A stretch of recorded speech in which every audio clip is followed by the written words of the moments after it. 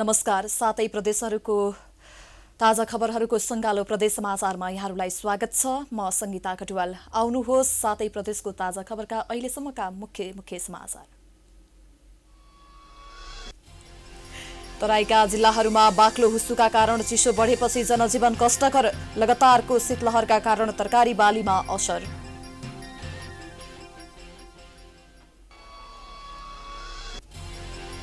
जाजरकोटको दुर्गम मानिएको बारकोट गाउँपालिका सडक सञ्जालसँग जोडियो। मोटर बाटो पुगेपछि उत्पादित वस्तुले बजार पाउने आशा।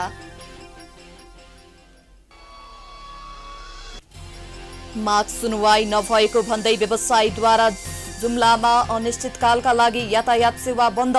चन्दननाथ नगरपालिकाले एकतर्फी रूपमा चर्को कर उठाएको गुनासो। र रूपन्देहीको बुटवलमा पहिलो पटक साहसिक खेल जिप लाइन सुरु। बुटवललाई एकसाथ निहाल्न सकिने भएपछि खेलप्रति युवाहरूको आकर्षण।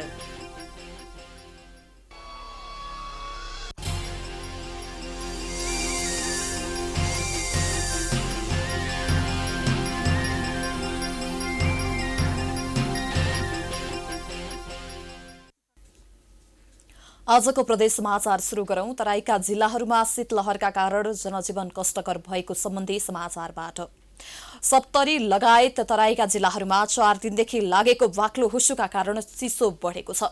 बाक्लो हुस्सुका कारण चिसो बढ्दै गएपछि जनजीवन कष्टकर बनेको छ। बिहानैदेखि लाग्ने बाक्लो हुस्सु र चिसोका कारण दैनिक काममा प्रभाव परेको छ। दिउँसोको समयमा समेत घाम लाग्न छाडेपछि वृद्धा बालबालिका बढी प्रभावित भएका छन्। चिसो बढेसँगै सिरक तथा न्यानो कपडाको कारोबार समेत बढेको व्यवसायीहरूको भनाइ छ।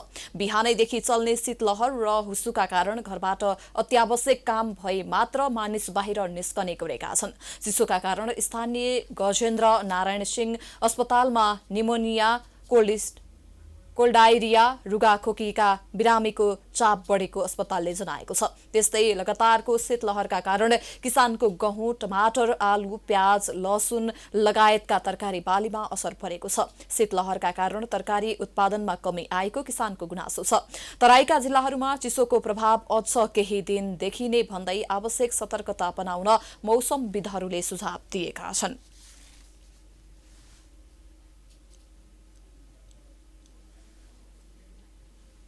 अब लागौं कर्णाली प्रदेशको जाजरकोटको बारेकोटमा सड़क पुगेपछि स्थानीय हर्षित भएको सम्बन्धी प्रसंगतर्फ।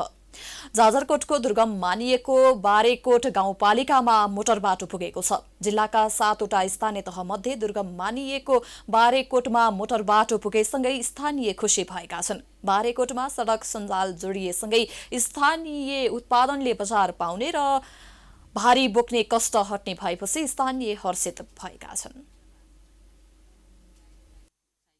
दुर्गम मानिएको जाजरकोटको बारेकोट गाउँपालिकामा मोटर बाटो पुगेपछि स्थानीयलाई राहत भएको छ। कुनै समय ठूल्ठूला भिर चढ्दै खानीटाकुरा, रिम्ना, कालीमाटी, जुरेली, सल्लेरी बजार लगायतका क्षेत्रबाट हिँडेर बारेकोट पुग्नुपर्ने बाध्यता थियो। तर गाउँमा मोटर बाटो पुगेसँगै स्थानीय हर्षित भएका छन्। आफ्नो घर आँगनबाट सदरमुकाम जान गाडी सर्न पाइएला भन्ने सपना साकार भएको स्थानीयको भनाइ छ। तर अहिले चाहिँ बारेकोट गाउँपालिकाको हाम्रो घरै अगाडि चाहिँ बाटो आइदिँदाखेरि हामीलाई निकै नै खुसीको महसुस भएको छ। अझ हामीभन्दा अगाडिको एक पुस्ता अगाडिको जुन वृद्धहरू हुनुहुन्छ उहाँहरूले चाहिँ हाम्रो घरको अगाडि कहिले गाडी देख्न पाउँला भन्ने पनि थियो। तर उहाँहरू झनै खुसी हुनुभएको छ कि एउटा सपना जस्तै भएको छ उहाँहरूको लागि। तर हामी बारेकोटी जो अहिलेको हाम्रो पुस्ता छ, हाम्रो बाबुबाजेले पनि दैनिक पैदल हिँडेर चाहिँ धेरै टाढाबाट हप्ता दिन लगाएर चाहिँ सामानहरू बोकेर ल्याउनु पर्थ्यो। तर अब हामी चाहिँ त्यो दुःखबाट चाहिँ हामी मुक्त हुनेछौँ जस्तो लागेको छ। बारेकोटमा मोटर बाटो पुगेसँगै गाउँपालिकाका सबै ओडाहरूमा व्यापार व्यवसाय बढेको व्यवसायीको भनाइ छ। व्यापार बढेसँगै गाउँको आर्थिक र सामाजिक उन्नति बढेको स्थानीयको भनाइ छ। घर आँगनबाट सदरमुकामसम्म यातायात सेवा सुचारू भएपछि स्थानीयले रोजगारी र नयाँ व्यवसायहरू सञ्चालन गर्न थालेका छन्। त्यति बेला खान्टाकुराका जुरेलीका लेखहरू काटेर चाहिँ गएको अनुभव पनि मसँग चाहिँ छ। र अहिले चाहिँ तपाईको पछिल्लो समयमा केही वर्ष सडकहरू नजिक आयो। अहिले पछिल्लो समयमा बारेकोटको चाहिँ तपाईको हेडक्वार्टरसम्म पुग्यो र गाउँतिर जाने क्रम जारी रह्यो। आधुनिक पुस्ताको योजना र सपनाले तीव्र रूप लिएसँगै कुनै समय महिनौं हिँडेर पिठ्यौंमा भारी बोक्दै कष्टपूर्ण दुःखका दिन गुजारिरहेका बारेकोटका बुढापाका पनि दङ्ग भएका छन्। आउने पुस्तालाई धेरैभन्दा धेरै राम्रो भएको बाबु, यहाँभन्दा धेरै राम्रो हुनेछ पछि त। अहिलेसम्म हामी दुःख पायौँ त पनि अब हाम्रा छोरा नाति, छोरालाई एक किसिमको दुःख मर्का भयो, नातिमा त धेरै राम्रो भयो बाबु, धेरै राम्रो हुनेछ अझ भन्दा। घरभित्रै जाने अब गाडी मोटर आउने भइसक्यो बाबु। बारेकोटमा सडक सञ्जाल पुगेसँगै विकासका अन्य पूर्वाधार निर्माण गर्न पनि सहज भएको छ। बिजुली, खानेपानी लगायतका पूर्वाधार निर्माणका लागि चाहिने सामग्री सजिलैसँग बारेकोट पुर्याउन सकिने भएको छ। मोटर बाटोले सहज यात्रा र सुविधा मात्र होइन, स्थानीयको व्यापार व्यवसाय पनि फस्टाउँदै गएको छ। प्राइम टाइम्स टेलिभिजनको लागि लोकेन्द्र विश्वकर्मा, जाजरकोट। प्रदेश समाचारमा पालो भएको छ विश्रामको।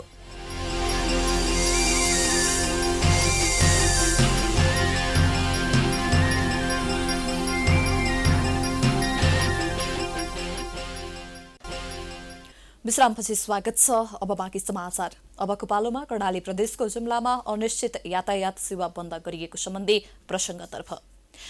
जुम्लामा अनिश्चितकालका लागि यातायात सेवा बन्द गरिएको छ।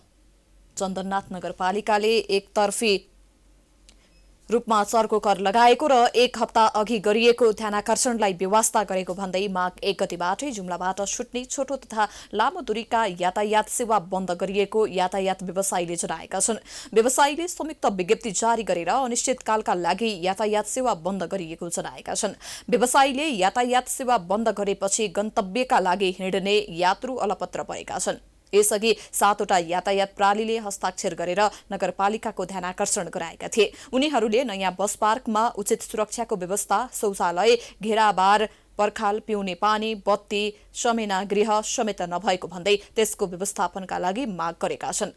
यातायात व्यवसायीले एक हप्तादेखि वार्ताको लागि आग्रह गरे पनि सम्बन्धित पक्ष मौन भएकाले आन्दोलनमा उत्रिनुपर्ने अवस्था आएको बताएका छन्। यसअघि नगरपालिकाले नयाँ बस पार्कमा अनिवार्य गाडी पार्किङ गर्ने प्रक्रिया अगाडि बढाएको थियो।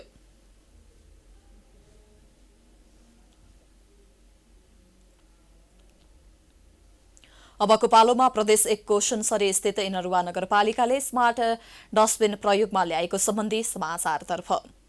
सुनसरीको इनरुवा नगरपालिकाले स्मार्ट डस्टबिन प्रयोगमा ल्याएको छ।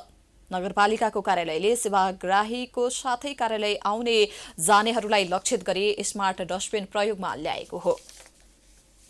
कार्यालय हातामा राखिएको स्मार्ट डस्टबिन बहुउपयोगी रहेको सूचना अधिकृत निरज पोखरेलले जानकारी दिनुभयो। सोलर सिस्टमबाट सञ्चालित डस्टबिनले एकै स्थानमा धेरै सुविधा दिने गरेको पोखरेलको भनाइ छ। डस्टबिनले जरो मापन गर्नुका साथै स्वचालित सेनिटाइजर समेत गर्ने गर्दछ। कुइने फोहोरलाई छुट्टै तरिकाले राख्यो। यो साइडबाट हामी कुइने फोहोर हाल्न मिल्छ र यसमा अर्को एउटा चाहिँ फिचर यहाँ मोबाइल चार्जिङ पनि चाहिँ हाम्रो सेवाग्राहीहरूले चाहिँ आएको समयमा यहाँ आएर गर्न सक्नुहुन्छ। यसको अर्को फिचर भनेको चाहिँ यो साइडबाट चाहिँ हामी कुइने फोहोर हाल्छौँ र यो फोहोर चाहिँ डस्टबिन भरिसकेपछि कुइने र नकुइने फोहोर जुन भरिए पनि हामीलाई चाहिँ एसएमएसको थ्रुबाट यसले चाहिँ स्मार्टली चाहिँ हाम्रो मोबाइलमा चाहिँ मेसेज पठाउँछ भरियो भनेर, र भरियो भनेर मेसेज आइसकेपछि हामी यसलाई खोलेर डिस्पोज गर्छौँ। स्मार्ट डस्टबिनमा रहेको डिजिटल डिस्प्ले मार्फत नगरका सूचना नगरवासीको हकमा सार्वजनिक गरिने नगरपालिकाले जनाएको छ। डस्टबिनमा छुट्टै तवरले कुहिने र नकुहिने फोहोर समेत भण्डारण गर्न मिल्ने स्थान रहेको छ। संकलित फोहोर भण्डारण गरिएको डस्टबिन भरिएमा त्यसबारेको जानकारी समेत मोबाइलमा उपलब्ध हुने भएकाले व्यवस्थापनमा समेत सहज हुने नगरपालिकाको भनाइ छ।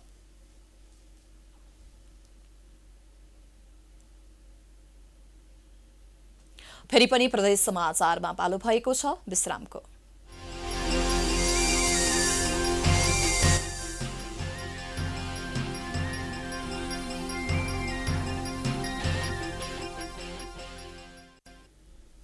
विश्रामपछि स्वागत छ। अब बाँकी समाचार।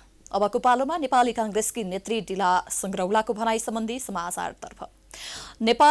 नेपाली कांग्रेसकी नेत्री डाक्टर डिला संग्रौलाले पार्टीभित्र कुनै विवाद नभएको दावी गर्नुभएको छ। प्रेस युनियन कपिल वस्तु शाखाले तौलियावामा आयोजना गरेको पत्रकार भेटघाट कार्यक्रममा नेत्री संग्रौलाले प्रधानमन्त्री ओलीले चालेको असंवैधानिक कदमका विरुद्ध पार्टी एक ढिक्का रहेको दावी गर्नुभएको छ। उहाँले प्रधानमन्त्री ओलीले चालेको संसद विघटन गर्ने कदम असंवैधानिक र अलोकतान्त्रिक भएकोले मुलुकमा संवैधानिक संकट निम्तिएको बताउनुभयो। 5 वर्ष सरकार सञ्चालनको जिम्मा पाएको वर्तमान सरकारले जनताको मतको अवहेलना गरेर अपमान गरेको उहाँको भनाइ थियो।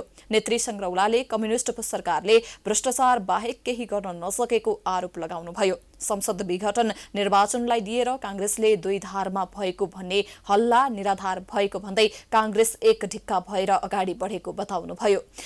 पत्रकार भेटघाट कार्यक्रममा नेपाली कांग्रेसका नेता तथा भारतका लागि पूर्व राजदूत दीपक कुमार उपाध्याय, कपिल वस्तु जिल्ला सभापति सुधारकार पाण्डे लगायत नेताहरूको सहभागिता रहेको थियो।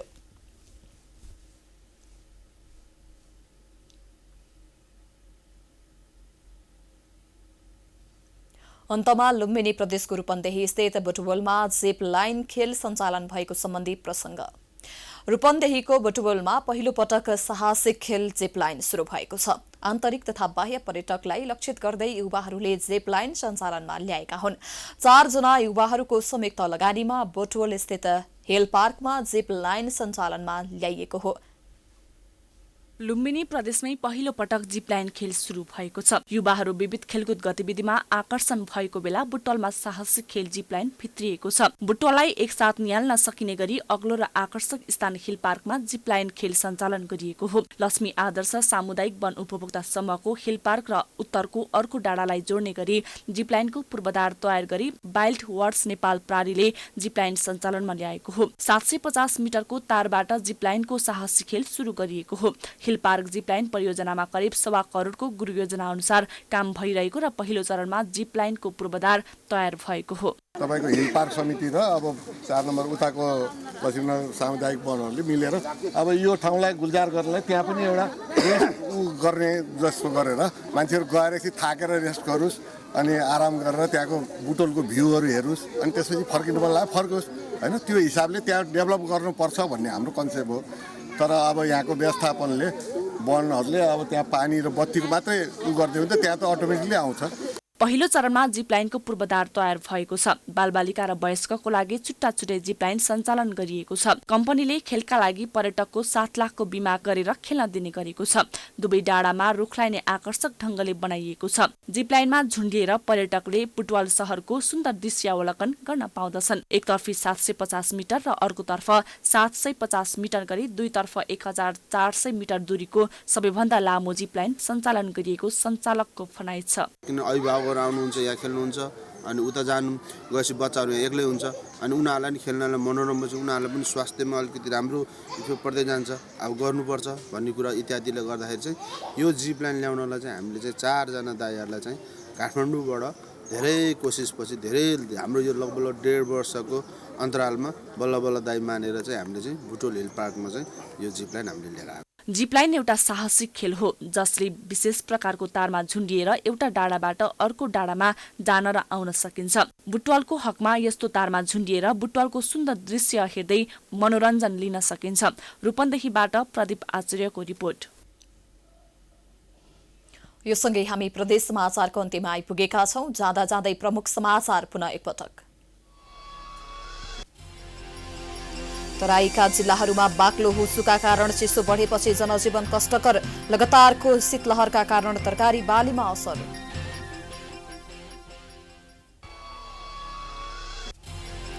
जाजरकोटको दुर्गम मानिएको वारेकोट गाउँपालिका सडक सञ्जालसँग जोडियो।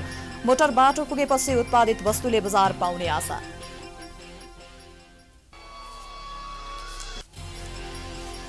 माग सुनवाई नभएको भन्दै व्यवसायीद्वारा जुम्लामा अनिश्चितकालका लागि यातायात सेवा बन्द।